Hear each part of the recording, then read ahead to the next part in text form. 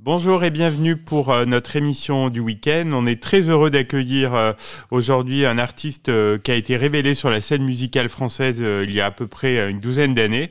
Il fait son grand retour avec un single Danse avec moi qui annonce un nouvel album en préparation. Bonjour Brice Conrad. Bonjour. Brice, comment la musique est entrée dans votre vie? Ça remonte à longtemps? Alors oui, la chanson, chanter, c'est depuis tout petit. J'ai retrouvé des dictaphones où j'ai 2 ans où je chante et la continuité, ça a été un instituteur en primaire qui sortait la guitare en cours. Ça m'avait marqué, ça avait entretenu cette passion que j'avais. Même au collège, on avait un cours de musique avec plein d'instruments, on faisait comédie musicale, etc. Donc il y avait vraiment un environnement qui était favorable, mais après c'était plus le sport.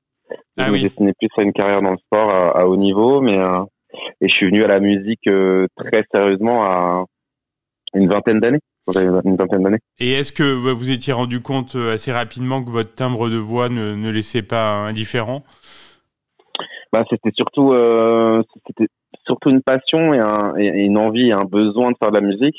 Après, oui, bien entendu, c'était encourageant les retours et que je me suis rendu compte qu'effectivement, ça provoquait quelque chose assez vite. On m'a offert une guitare, donc ça a aussi provoqué la composition, l'écriture. Et voilà, je suis parti à Paris, j'ai rencontré des bonnes personnes et ça s'est passé assez vite, quoi, finalement. Oui, il faut absolument passer par Paris, en fait, hein, pour une carrière, c'est plus facile. C'est certain, oui. Ouais. Alors, il y a le titre Fleur du Mal qui va vous ouvrir les portes du succès, hein. Les critiques ont été très positives et puis il a été bien diffusé, ce morceau. Oui, c'est ça, c'était une belle introduction pour un jeune artiste qu'on connaît absolument pas, qui commençait totalement. Le public ne connaissait pas, les radios non plus, et c'est vrai que ça a été diffusé quand même correctement, quoi. C'était une belle introduction, je trouve. Et c'était l'introduction avant Ola. Ola, c'était le deuxième single, et là c'est parti. Oui, là ça va enfoncer le clou. Là, c'est votre plus gros succès, Ola. Oui, c'est ça, ouais. Et alors, comment vous avez construit le premier album, donc la Nuit Bleue, qui est sorti en 2013? C'était mon premier album, première compo, donc quelque chose de très très instinctif, intuitif. Je le suis toujours, mais là c'est vrai que c'est sorti un petit peu naturellement et je fonctionnais beaucoup sur ce premier album à la compo à la guitare, en fait. Oui. Depuis, ça a évolué. Il n'y a pas que, mais oui. Je fais beaucoup de production sur ordinateur et de la musique assistée par ordinateur, quoi. Mais c'est vrai qu'au début, voilà, il y avait beaucoup de compos, ça partait de la guitare-voix. Et Tristan Salvati, avec qui j'ai travaillé, qui a réalisé, produit l'album. Donc voilà, lui faisait les arrangements, produisait les instrus, etc. Donc organisait le studio pour les musiciens. Voilà, donc c'était un album beaucoup joué aussi par des musiciens de studio, de scène, quoi. Donc voilà, beaucoup. Toutes les chansons sont nées à la guitare-voix. D'accord. Et ça a été travaillé après dans un second temps, quoi. Et là, il y a eu pas mal de scènes aussi à ce moment-là. Oui, énormément de promos, des premières parties, quelques festivals. Ouais, c'est sûr. Et dans quel état d'esprit vous sortez le deuxième album, donc qui était sobrement intitulé 2 en 2017? C'était voilà, j'ai voulu dans la continuité proposer quand même un petit peu autre chose. On est allé sur moi je travaillais avec quelqu'un à qui j'étais très proche,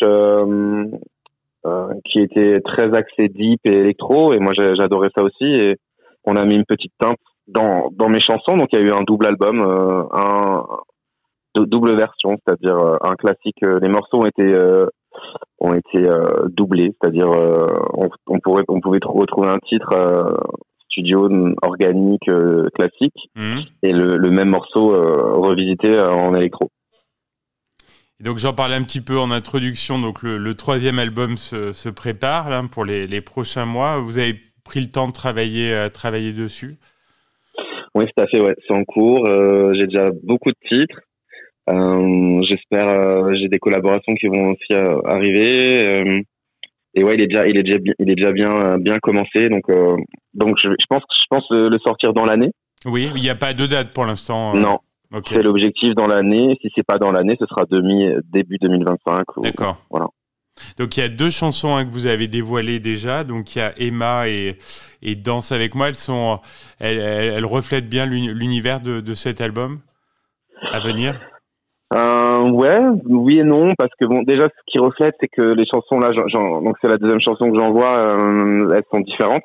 Oui, tout à fait. Je trouve. Oui. Donc c'est sûr que les morceaux, voilà, il y aura des atmosphères, il y aura une trame, mais c'est sûr que je me limite pas et il y a voilà, on passe d'un morceau produit à la balade et voilà, ça fait un peu le pont aux 2 premiers albums. Le troisième, voilà, je ne donne pas de limite et c'est un peu un mélange de ce que j'ai pu faire, un mélange aussi de ce que je deviens, quoi. Bien sûr. Et vous avez été bien entouré pour la création de ces chansons, de l'album? Ouais, alors c'est beaucoup moi. Oui. Je travaille aussi avec un nouvel auteur qui s'appelle Philippe Weiss, voilà, qui a écrit ou coécrit pas mal de chansons sur l'album. Après, j'ai des collaborations à venir aussi avec un groupe. Comme c'est pas acté, Oui, bien préfère sûr. pas encore en parler. Vous reviendrez nous en parler. C'est ça. C'est un gros coup de cœur, que j'ai découvert, et aussi une artiste française que vous connaissez tous, mais c'est en train de se faire. Bon, on a hâte de découvrir tout ça.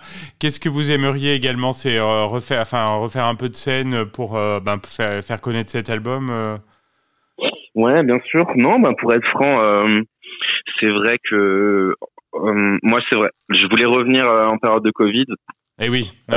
Ça a tout décalé comme plein d'artistes. Après, sûr, ça m'a aussi fait partir sur d'autres axes, d'autres horizons, faire d'autres choses. Donc ça a retardé, mais c'est sûr que ma carrière est un peu retombée et c'est sûr qu'il y a l'envie un petit peu que mes chansons rayonnent à nouveau, qu'elles plaisent, que j'ai un public qui aime me voir en concert, que j'ai plein de choses à partager, à donner. Et, j'espère que